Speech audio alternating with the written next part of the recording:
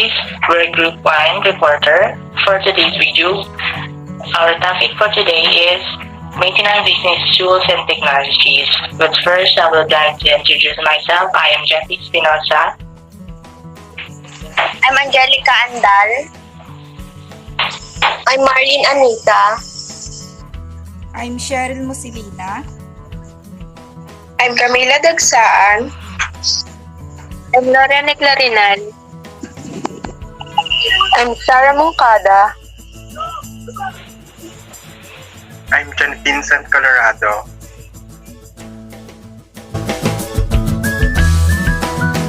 What is business tools, technologies, and example of it? Business use tools and technologies to improve productivity, communicate more efficiently, interact customers and goods. In fact, most successful organizations rely on technology for almost every aspect of their business. Although there are many types of technologies available, example of it's laptop, desktop computers, software, networking of computers and printers, at marami pang iba, etc. So now, maintaining your business tools and why it should be top of your priority list. Owning a business can be expensive work, and it's not easy keeping track of all of your obligations and responsibilities. But there is one particular aspect business that you will always regret not staying on top of, but it's maintaining your tools that it's helped.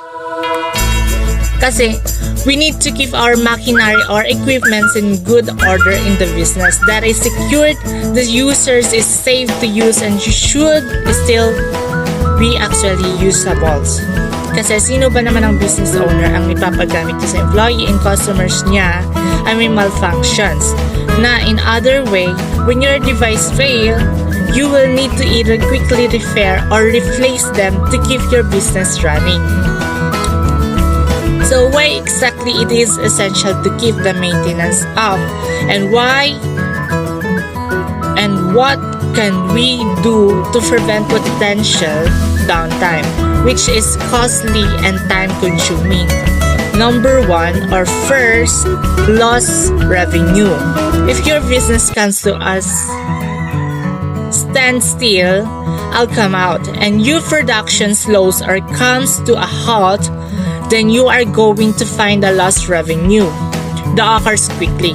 This is especially or specifically true of productions lines and businesses that build production or products from scratch. Siyempre, mawawala ka ng kita kasi nga yung makina mo or yung tools mo and technologies mo is sira-sira. So, malulugi ka.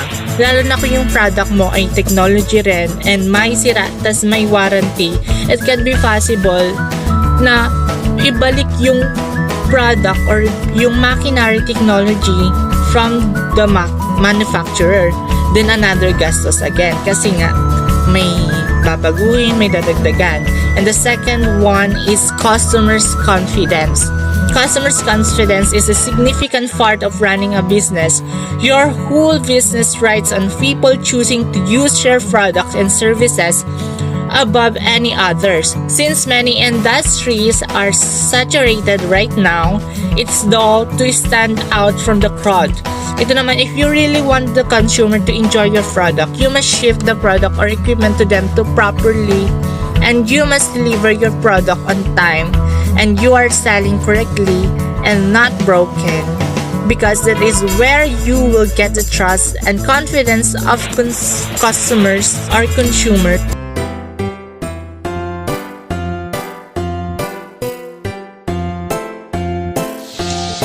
Hi guys!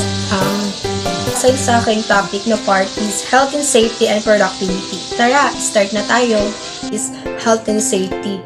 Ito yung many of us cringe when we hear the words health and safety. It does seem as thought it can get the way a lot of the time. Siyempre, di ba, when it comes talaga sa business, kailangan yung health and safety ng bawat isa, lalo na sa mga staff.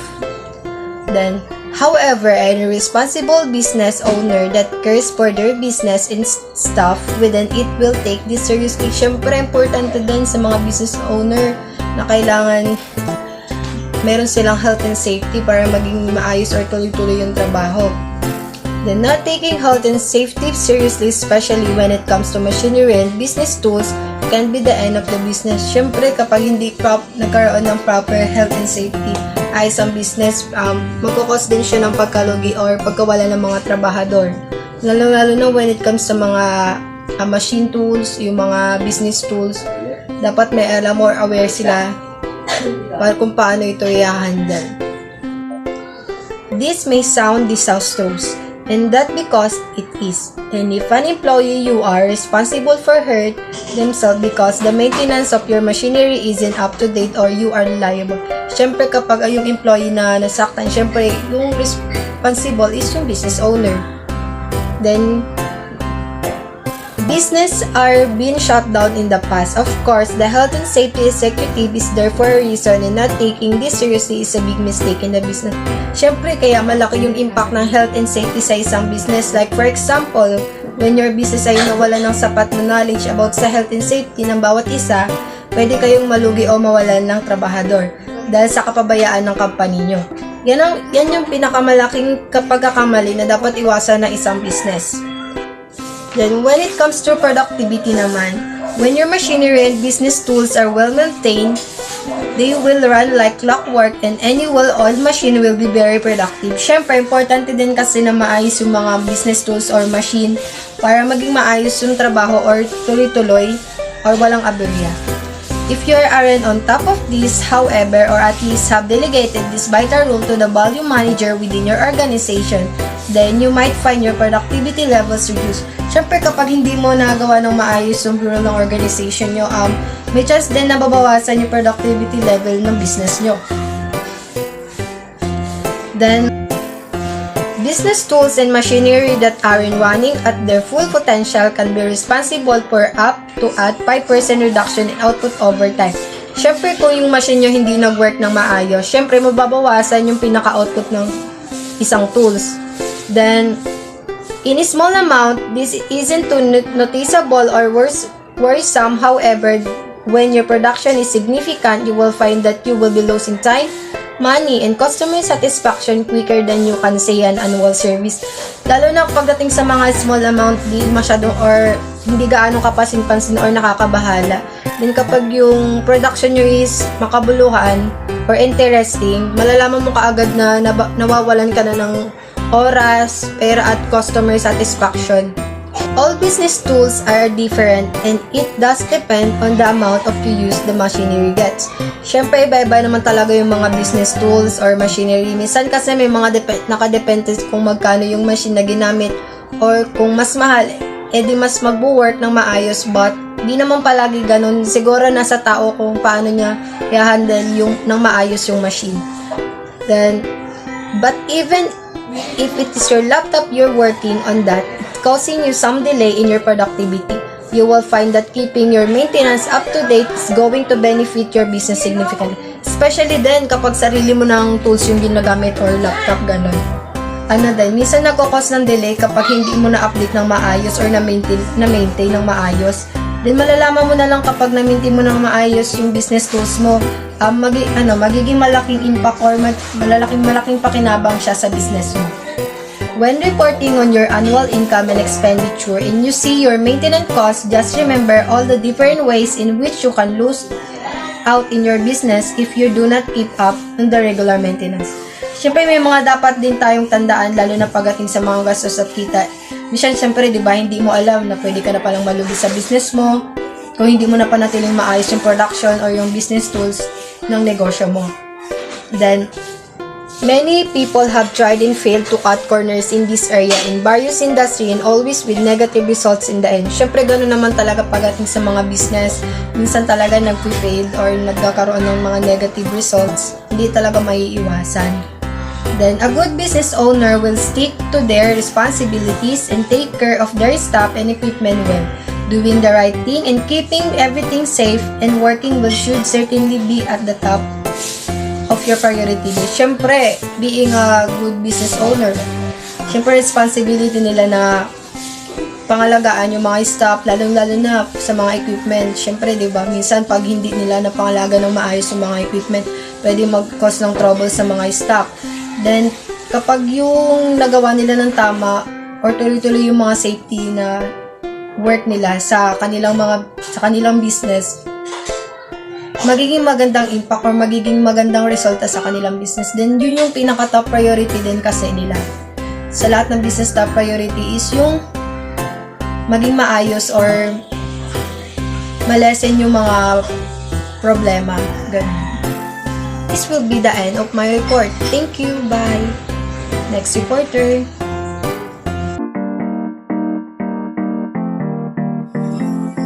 What are the different maintenance tools? Let's define tools. Tools are designed to make a job easier and enable you to work more efficiently. However, if they are not correctly used and taken care of, their advantage to you are lost regardless of the type of work to be done. One ought to choose the correct tools for quick, accurate, safe, and effective practices.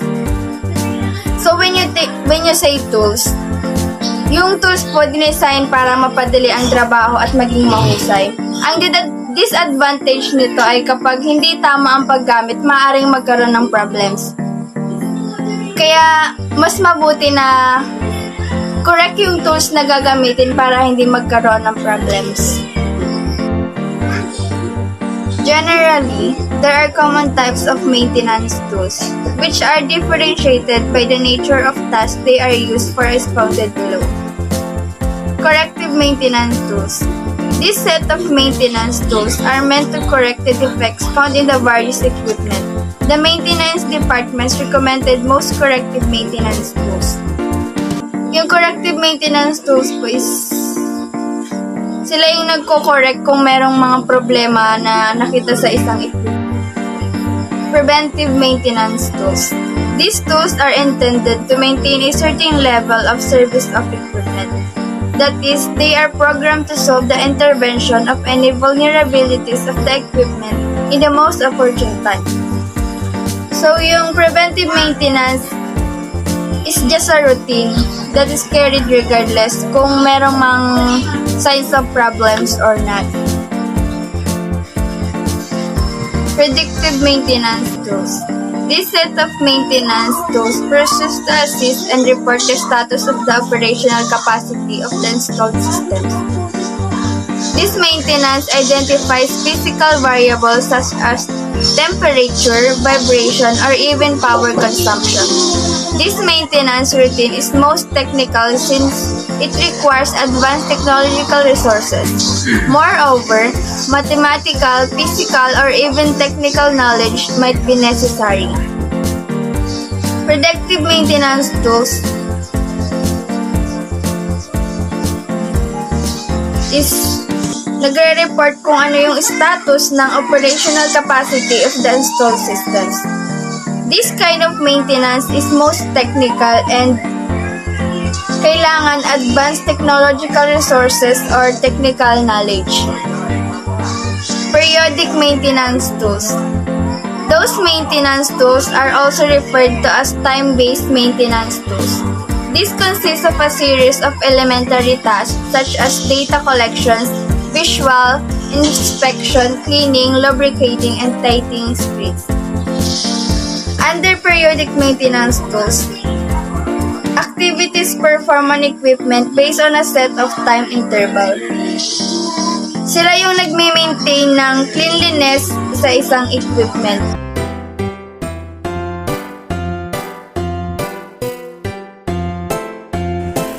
Hello guys! So we will discuss about the sectors and professions where the above maintenance tools are applicable. So let's start. The heavy machinery, especially in the mining, industrial, or even farming, require constant maintenance to keep it in sound working condition. Conversely, poor maintenance protocols make the equipment inefficiently.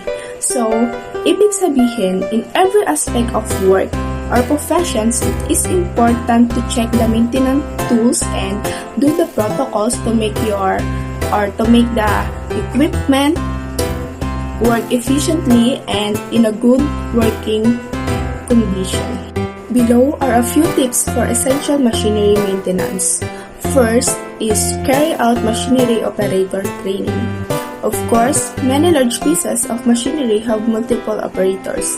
Hence, having an ongoing inspection to oversee the correct operation of equipment is worthwhile. Remember, upon purchasing large machinery, it is important to inspect it. How about training the operators to keep them up to date with the machine operations? So, for me, it is important that the operators are well trained so they will do their work properly, clean, and safe.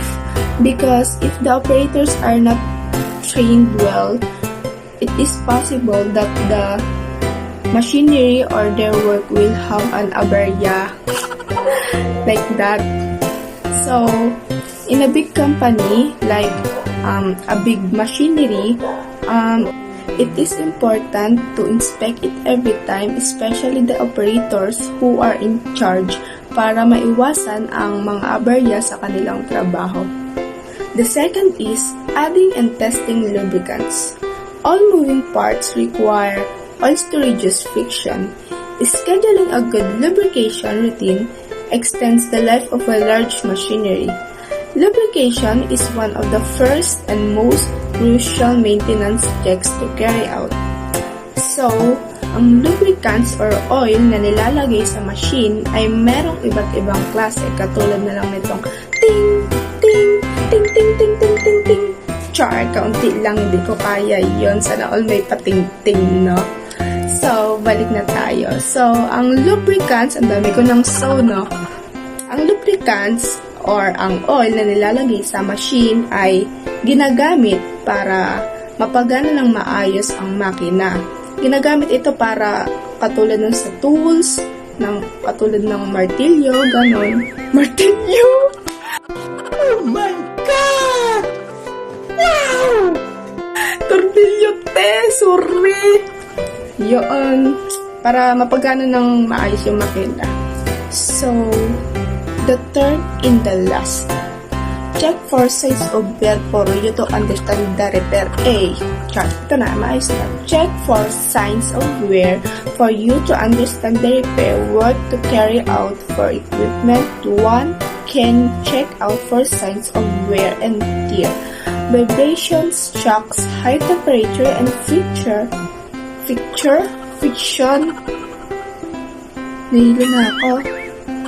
Friction are among the critical factors for massive machinery breakdown. Among the fields using heavy machinery is the mining industry.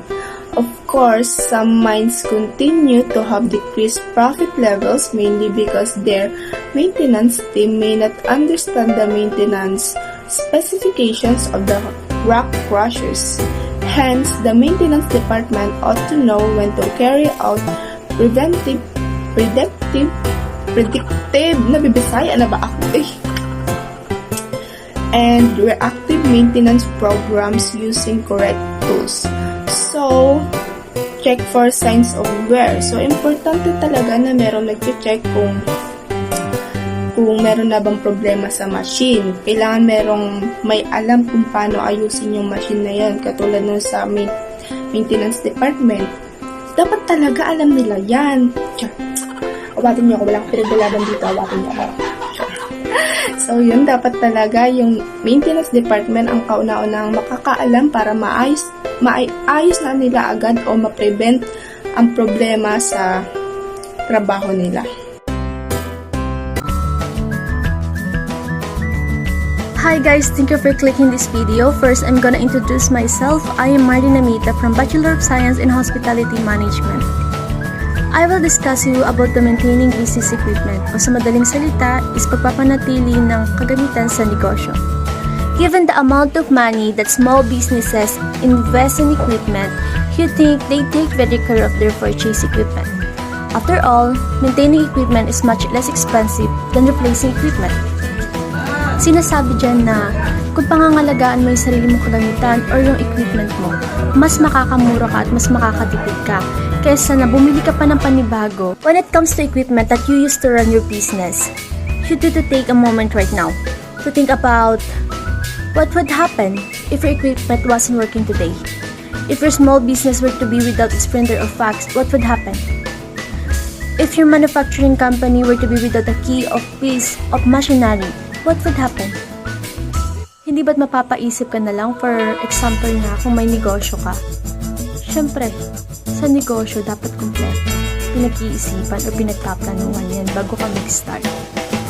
Siyempre, at mapapaisip ka na lang or mapapatanong ka na lang sa sarili mo, anong mangyayari kung sa isang negosyo mo is kulang ka ng isang bagay? Paano mo mapapagana? Paano ka makakuha ng source of income mo sa negosyo mo kung kulang ito ng isa? Say Alan Foley, smart companies understand the value of preventive maintenance and see the ROI in investing in technology that reduces wear and tear on their business equipment.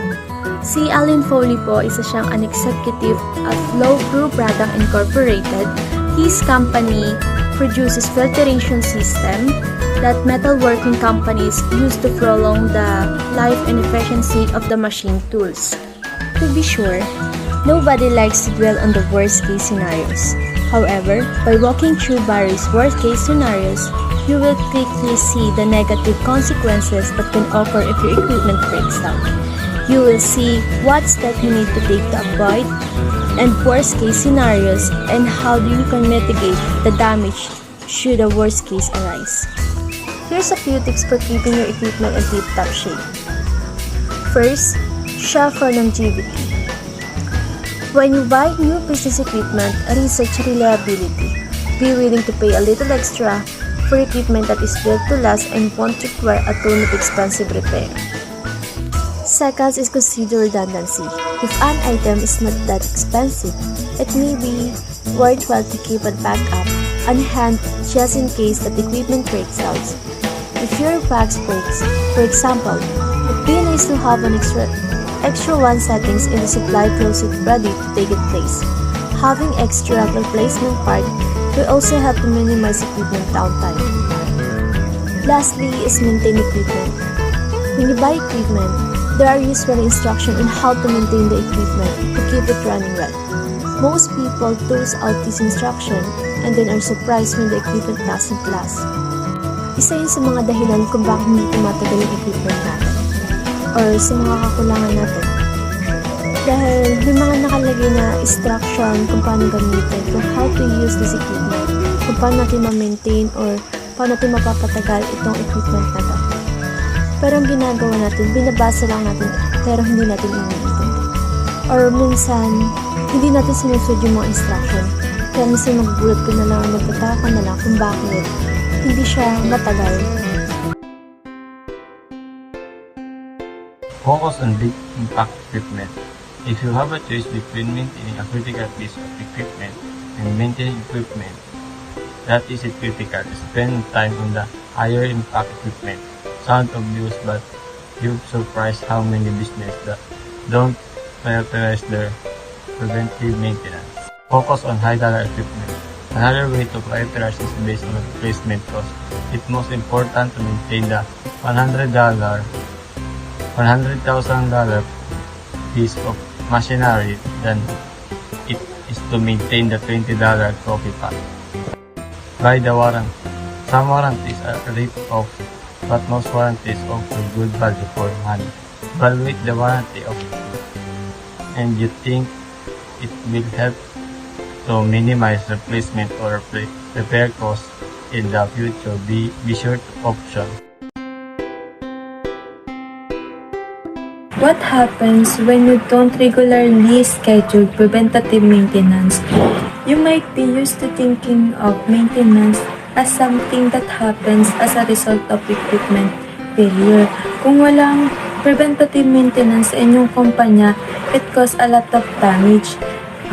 The simple repair turns into large kasi nga hindi ito na-i-apply sa ating company.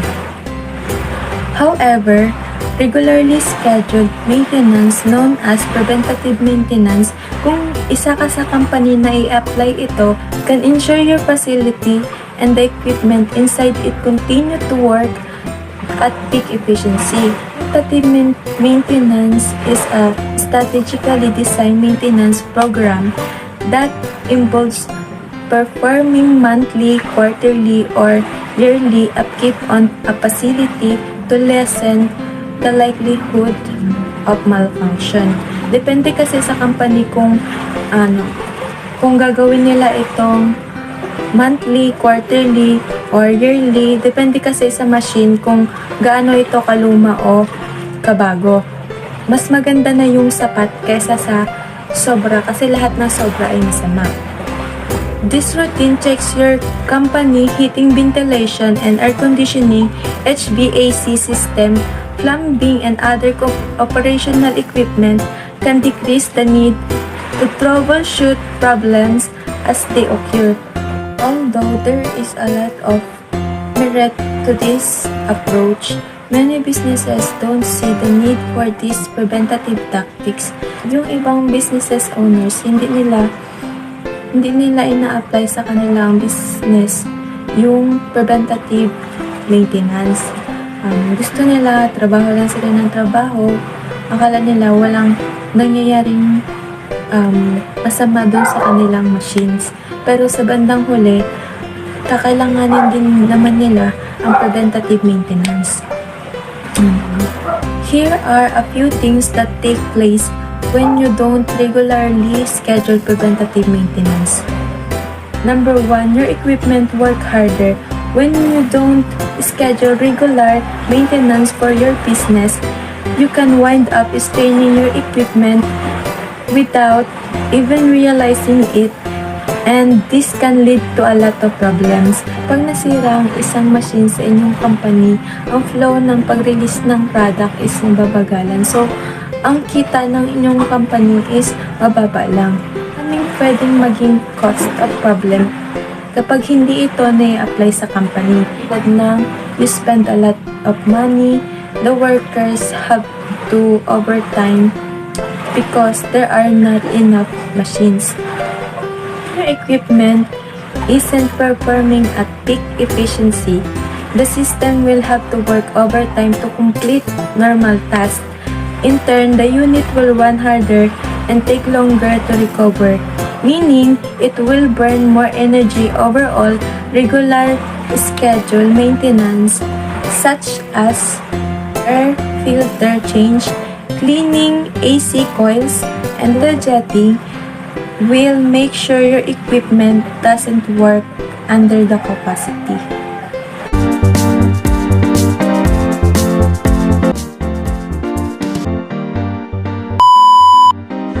Hey guys! Welcome to my channel.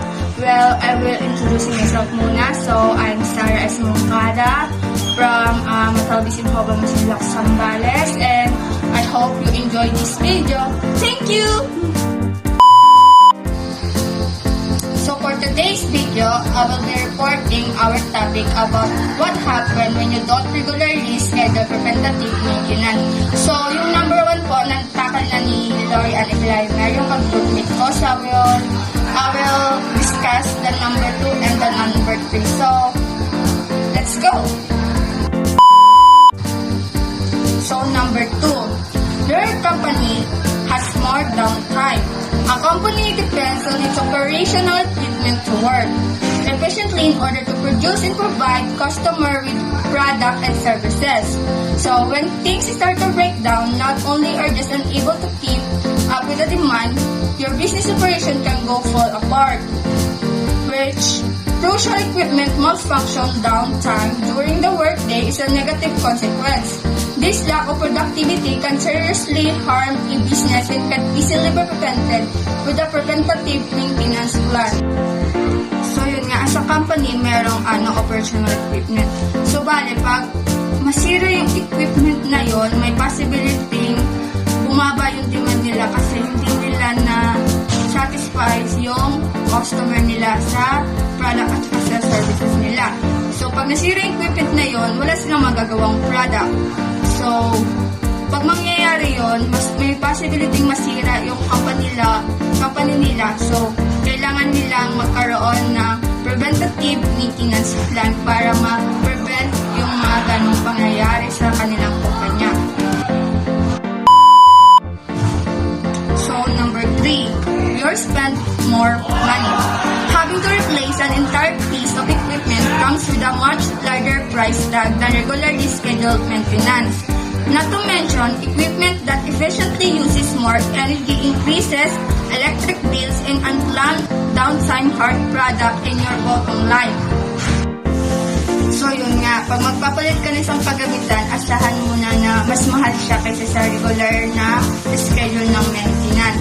So hindi lang, tataas din yung electric bills mo, asahan mo na din yan. Don't wait till your equipment break to seek out service. So yun nga, huwag kang maghihintay kung kailan masira yung mga gamit mo.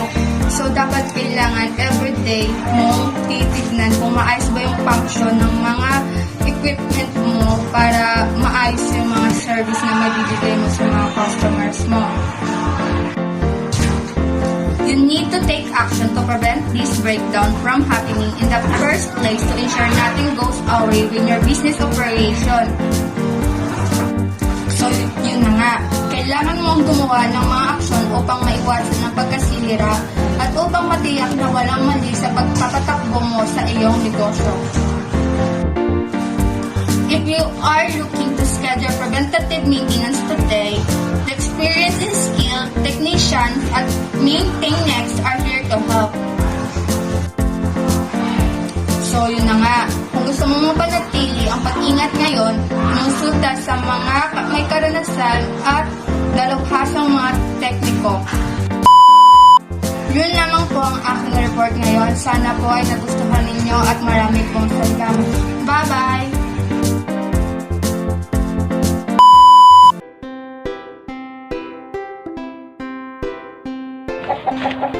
Hey guys, for today's video, I will be discussing about communicate with your employees about technologies, find out whether you need to update your IT infrastructures, and keep updated with the latest technology development. So first, communicate with your employees about technology. So once you're done with the training, send out emails, reminders to your staff that include useful tips on how to take care of their equipment. So, the office trainer should be cover basic equipment use. Having a basic background in how to use office equipment properly should be part of everyone's training. And while it would seem obvious that everyone knows how to use a copier, fax machines, staplers, and phone, turn on a computer, send documents to the printer, and put files in an alphabetical order. So, one of the tasks of an employee is to take care of his equipment, like for examples, the computer, the laptop, the printer, and other equipment. In the training, the employer must explain all the rules and regulations of their company, especially the maintaining or taking care of their equipment. So, within these emails, you can remind your staff to lock their computers when they're away from their workstation, change their passwords on a regular basis to be vary or special engineering attacks. Consider it a monthly or even weekly technology updates. So in some companies, it is very important that their staff must change their passwords regularly. So with the help of emails, we can remind our staff to lock their computers so at it avoid hacking their system, which may cause bigger problem to the company.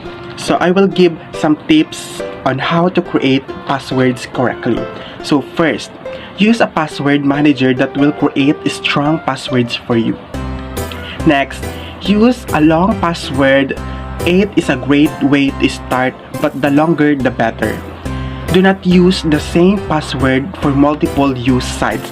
Like for examples, you have same passwords to your Facebook accounts, messengers, Twitters, Instagrams.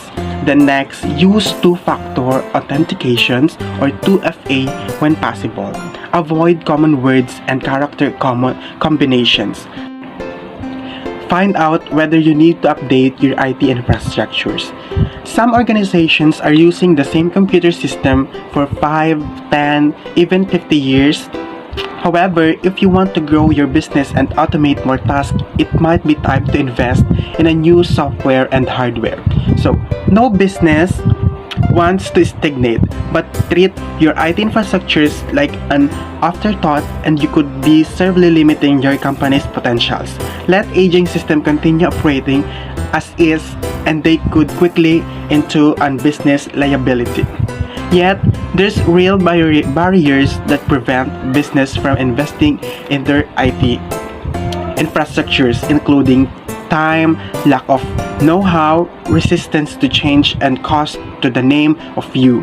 But despite these challenges, most recognize the need to stay at the cutting edge. Is current infrastructures scalable, flexible, agile enough to keep you competitive?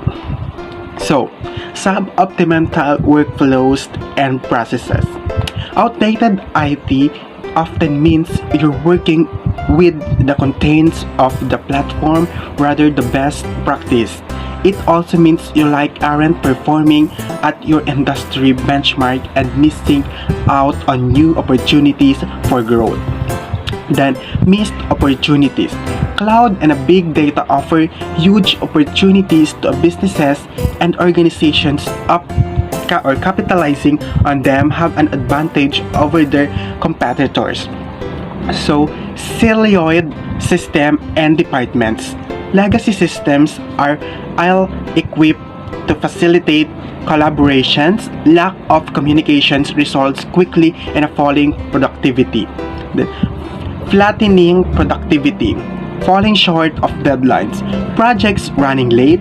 You might be spending more time fixing software and developing workarounds that actually working, which also compromises your ability to respond in real time.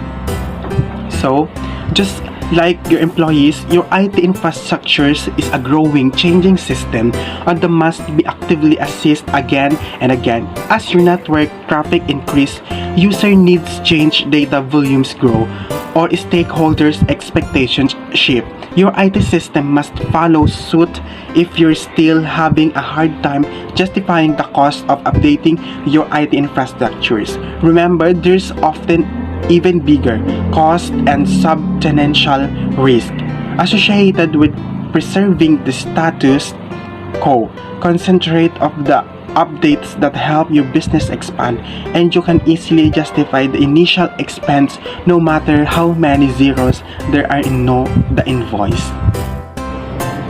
Keep updated with the latest technology trends. Things move fast in the technology world. As new trends constantly emerge, keeping up to date can be tricky, but staying on the top of the new technologies shaping your industry is essential for driving innovations, accomplishing business goals, and remaining competitive. Many innovations teams struggles to bridge the gap between challenges and impactful solutions. Without timely and relevant insight, it can be hard to bring new ideas to the table and fresh perspective to the team's existing knowledge base. So, read the latest reports. There's no shortage on digital resources to help you identify new technologies in the market. Follow tech news. With new updates emerging almost every day, having a network of industry experts to turn to for guidance is essential. Then, get new opportunities delivered to your inbox. Sign up for new features, alerts, and announcement emails for leading technology platforms like Google, Cloud, Amazon Web Services, and Microsoft Azure. Opting into these updates ensure the latest development, best practices, and opportunities are delivered to your inbox every day. Know what's trending in the open source community. The open source community is often the first to adopt new technologies. Trending projects in these communities can be a good indicator of the competitive landscape and general best practices.